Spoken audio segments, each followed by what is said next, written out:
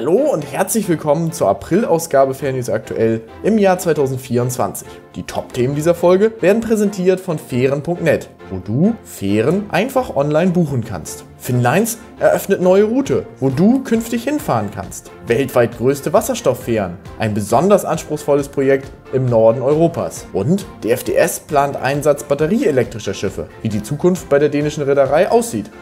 Die Top-Themen der April-Ausgabe Fährnews aktuell wurden präsentiert von Fähren.net, der einfachen Online-Buchungsplattform für deine Fährüberfahrt.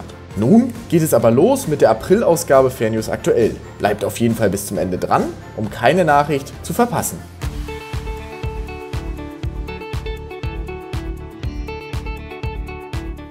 Molslinien verkauft MAX. Mit der MAX hat Molslinien ihre kleinste und gleichzeitig älteste Schnellfähre verkauft. Die Fähre soll nun im Mittelmeer eingesetzt werden. Der Grund für den Verkauf sind die hohen CO2-Steuern, sowohl der EU als auch Dänemarks, die die Reederei zwingen, die Anzahl Fähren im Kattegat zu reduzieren. Molsliniens Pläne, mit 4 Schnellfähren im Kattegat zu fahren, seien nicht realisierbar, wenn das Unternehmen mit hohen Steuern der EU und Dänemarks belastet wird und gleichzeitig die Arbeitskosten rapide steigen würden, erklärt Christian Dürhus, CEO von Molslinien. Die MAX wurde auf der australischen Incat-Werft in Tasmanien gebaut und im Sommer 1998 ausgeliefert. Die MAX hat neben dem Kattegat und der Verbindung zur Insel Bornholm bei verschiedenen Chartereinsätzen unter anderem die Strecken zwischen North Sydney und Port aux Basques in Kanada, zwischen Riga und Stockholm sowie im Ärmelkanal zwischen Portsmouth und Caen bedient. Seit 2018 verkehrte die MAX als Hochgeschwindigkeitsfähre auf der Bornholm-Route zwischen Rönne und Ystad, wurde aber kürzlich durch die Express One ersetzt. Die MAX liegt nun im Hafen von Ebeltoft, wo sie als Ersatzfähre für den Einsatz im Kattegat bereitgehalten wird, falls es auf einer der anderen Fähren zu technischen Problemen kommt. Die MAX wird Ende 2024 von den neuen Eigentümern übernommen. Polferries Neubau sticht für Sea Trials in See. Die neue Varsovia von Polferries steht kurz vor der Auslieferung und starb bereits für die ersten Probefahrten in See. Die Varsovia ist mit ihren 216 Meter Länge und 28 Metern Breite das bisher größte auf der italienischen Visentini-Werft gebaute Schiff und wird für Polferries die Route Świnoujście-Ystad zwischen Polen und Schweden bedienen. Die von Naos entworfene Varsovia stellt zusammen mit der ca. 10 Meter kürzeren A-Galeotta von Corsica Linea, die bereits letztes Jahr ihren Dienst aufnahm, die neueste Variante der bekannten Visentini-Klasse dar und kommt mit einer Kapazität von 920 Passagieren sowie 2940 Lademetern. Eine Auslieferung wird für Juni und eine Indienststellung für Juli erwartet. Finnlines eröffnet neue Route. Die Reederei Finnlines hat am 10. April 2024 eine neue Verbindung zwischen dem schwedischen Malmö und Świnoujście in Polen aufgenommen. Damit erweitert Finnlines sein Netz und verbindet nun über 20 Häfen in ganz Europa. Bedient wird die Route von der 188 Meter langen Ro-Pax-Fähre Finnfellow, die bereits seit über 20 Jahren in Diensten von Finnlines steht und zuletzt zwischen Travemünde und Malmö verkehrt. Die Finnfellow bietet maximal 440 Passagieren Platz und verfügt über eine Kapazität von 3099 Lademetern. Sie wird die Strecke täglich in beide Richtungen bedienen, morgens ab Malmö und abends ab Świnoujście, wobei die Überfahrten jeweils ca. 9 Stunden dauern.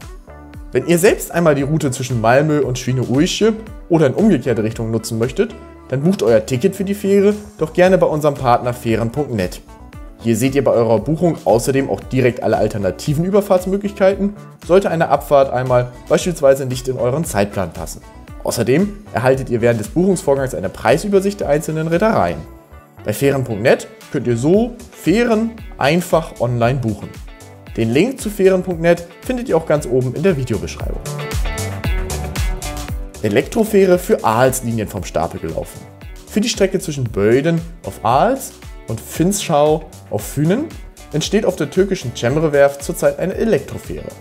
Anfang April hat die auf den Namen Nerhus hörende emissionsfreie Fähre bei ihrem Stapellauf zum ersten Mal ihre Schwimmfähigkeit unter Beweis gestellt.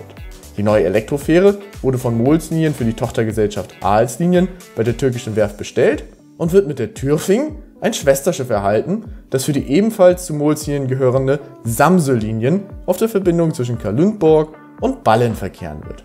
Die Nerhus und ihr Schwesterschiff Tyrfing tragen einen wichtigen Teil zum Wandel des innerdänischen Fährverkehrs hin zu umweltfreundlicher Mobilität bei. Die beiden Elektrofähren werden die älteren Dieselfähren bei Aalslinien und Samsø-Linien ersetzen. Die Neerhus soll Ende des Jahres an Aalslinien ausgeliefert werden, die Tyrfing wird bei Samso-Linien Anfang 2025 in Dienst gestellt werden. Weltweit größte Wasserstofffähren entstehen in Norwegen. Torghatten Nord hat die norwegische Myklebust-Werft in Gurchen südlich von Ålesund mit dem Bau von 2 Wasserstofffähren beauftragt. Die beiden Neubauten werden bis zu 120 Autos auf Norwegens längster Fährverbindung zwischen Bodø und den Lofoten befördern können. Die Fähren wurden von der Norwegian Ship Design Company entworfen und werden die größten Wasserstoffschiffe der Welt sein. Die beiden Fähren sollen mit lokal, direkt in Bodø produziertem Wasserstoff betrieben werden. Die beiden 117 Meter langen Fähren bieten jeweils Platz für bis zu 120 Autos, 12 Lkw und 599 Passagieren. Da die Fähren im äußeren Westfjord zu den Lofoten verkehren werden, einer der längsten und anspruchsvollsten Fährrouten Norwegens, wurden die beiden Fähren mit geschlossenen Autodecks und einer speziellen Rumpfkonstruktion für den Betrieb in exponierten Gewässern konzipiert. Die Schiffe sind mit neuen Technologien ausgestattet, die Sicherheit und Komfort für Passagiere und Besatzung gewährleisten, ohne Kompromisse einzugehen. Die Fähren werden nach Reedereiangaben die größten wasserstoffbetriebenen Schiffe der Welt sein und über die größte jemals auf einem Schiff installierte Wasserstoffanlage verfügen. Jedes Schiff soll über Brennstoffzellen mit einer Leistung von 6400 kW und die dazugehörigen Hilfssysteme verfügen. Der Wasserstoff an Bord wird in komprimierter Form gespeichert. Die Fähren sind zu 100% emissionsfrei und verfügen über ein Multihybrid-Antriebssystem mit Wasserstoff-Elektroantrieb als primärem Modus und Diesel-Elektroantrieb als sekundärem Modus. Nach Angaben des Streckenbetreibers werden die neuen Schiffe einen großen positiven Einfluss auf das Klima haben. Der CO2-Ausstoß auf der Westfjord-Verbindung soll um 26.500 Tonnen pro Jahr reduziert werden. Die neuen Fähren müssen laut Regierungsvorgaben zu mindestens 85% mit Wasserstoff und zu maximal 15% mit Biokraftstoff betrieben werden. Die FDS plant Einsatz batterieelektrischer Schiffe. Die FDS wird bis 2030 2 batteriebetriebene Schiffe im östlichen Ärmelkanal in Dienst stellen.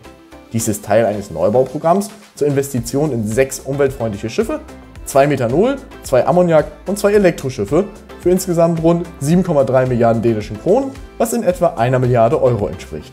Langfristig sollen bis zu 6 vollelektrische Schiffe auf dem Kanal eingesetzt werden, die dann die größten Elektrofähren der Welt wären.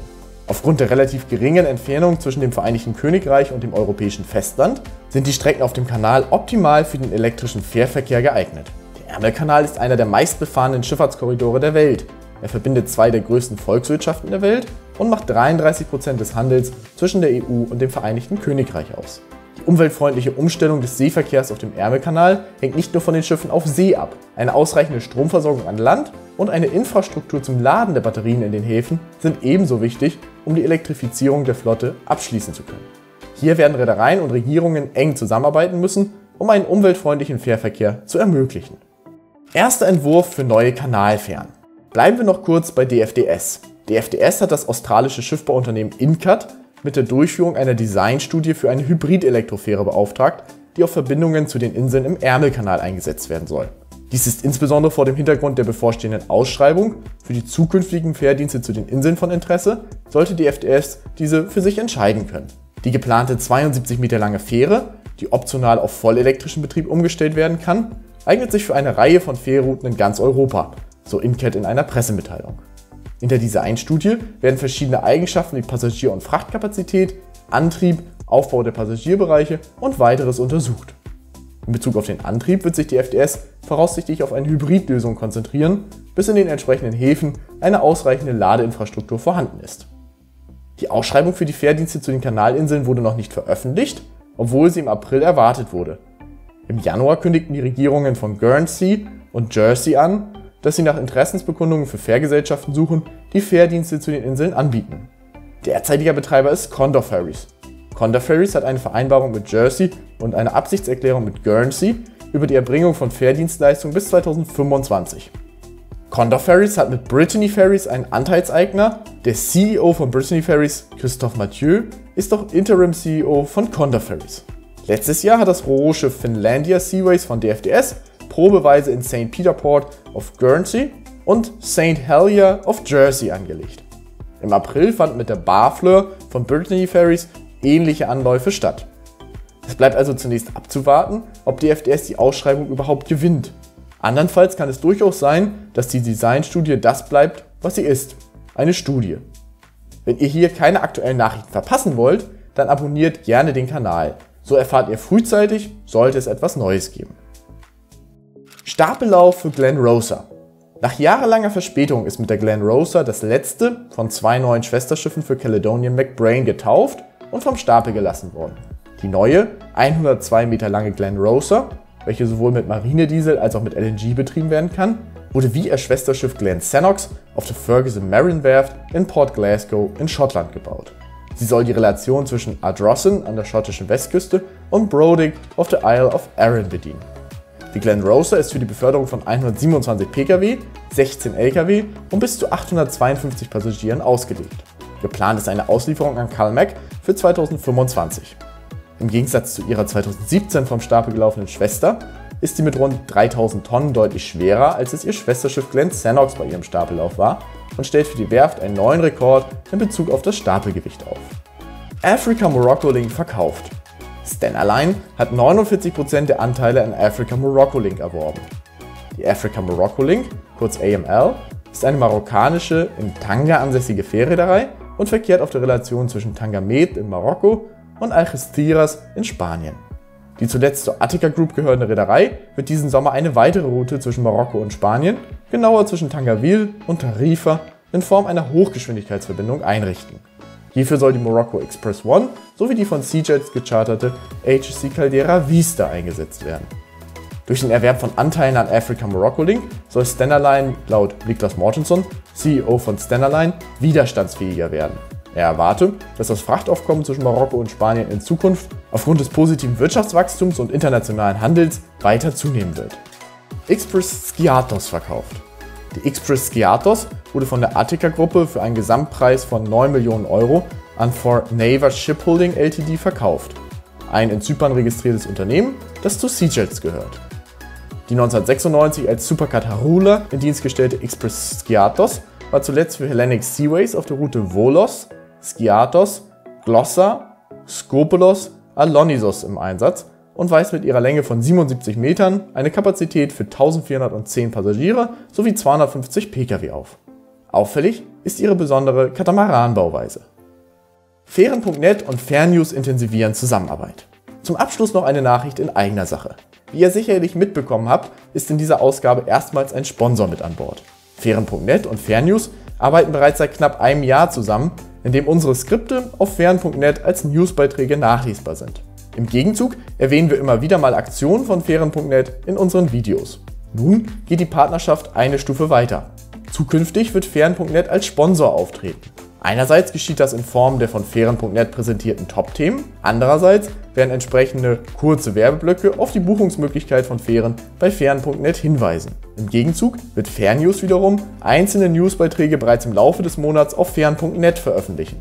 So könnt ihr euch bereits vor dem Erscheinen der monatlichen Ausgabe Fährnews aktuell über neue Entwicklungen im Bereich der Fährschifffahrt informieren. Für euch als Zuschauer wird sich an der Qualität und dem Umfang der Berichterstattung hier bei Fährnews aber nichts ändern. Wie gewohnt erhaltet ihr hier einmal im Monat alle Infos zu neuen Fährschiffen, Veränderungen bei Routen oder Neuerungen in Fährhäfen. Zwischendurch gibt es im Wechsel mit Fährnews aktuell immer auch weitere spannende Videos zu Schiffen oder besonderen Technologien. Abonniert also am besten direkt den Kanal, um immer sofort informiert zu werden, wenn es ein neues Video von Fährnews gibt. Doch, das soll es nun mit der April-Ausgabe Fährnews aktuell in 2024 gewesen sein. Hat dir die Ausgabe gefallen? Dann lass gerne ein Like da. Wenn du sonst Anmerkungen oder Wünsche hast, schreib uns gerne einen Kommentar. Wir freuen uns auf dein Feedback. Wenn du noch nicht genug Fährnews hast, können wir dir noch die letzte Ausgabe Fährnews aktuell empfehlen. Darin ging es unter anderem um den Verkauf der Urd, den Abschied der Europa Link aus der Ostsee und die Auflösung von Tirrenia. Viel Spaß dabei und bis bald!